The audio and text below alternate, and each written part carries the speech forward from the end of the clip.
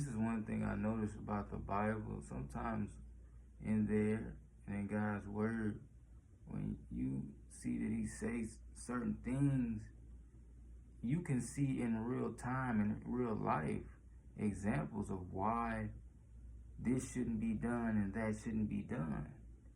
You can see examples in real time. So that's why I believe that, God's word is always right. And sometimes I'm wrong. A lot of times I'm probably wrong. But God's word is always right. Like when they say guys and girls shouldn't dress alike, some people think he's just saying that to say it. No, he's saying that so when we see somebody, we know exactly what they are. Who wants to walk up and down the street and you looking for somebody to be with? Who wants to walk up and down the street and not know what they are? You don't know if that's a dude or a girl. That's confusing, isn't it? You're confused. Who's the father of confusion? Who does it say is the father of confusion? God just doesn't want you to be confused on what you're looking at. Because if a man lay with a man, that's an abomination, and there will also be consequences for that. So he doesn't want you to be confused. It's not just he ain't just saying that. He don't want you to be confused. And if you're a woman and you don't know if that's a man or a woman, and you're looking for a man, you confused. You ain't gonna know what it is. You can't have a baby with another woman. So you choose this person and end up being another woman, and you want kids, and you can't have kids with this person. But you didn't know, because you didn't know what he or she was. So it makes sense for there to be a line there. So this is a man, this is a woman. When you start to stray off and start doing other things like non-binary and I'm a it, and that's when confusion comes in, because nobody knows what that means, and a lot of the people that call themselves other things are confused themselves.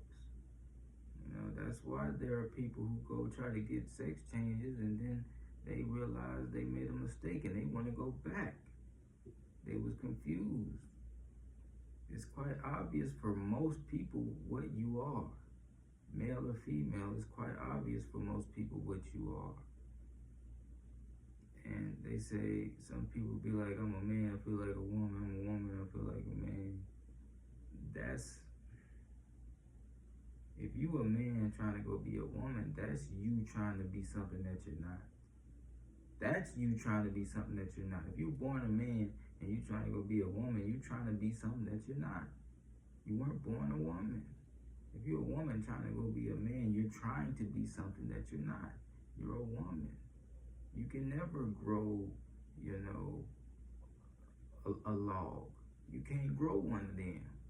You trying to be something that you're not. You trying to take hormones and make your voice deep. You trying to be something that you weren't born. Just stay what you are. They don't ever talk about the people who transition and then want to go back. Let me go back. I messed up.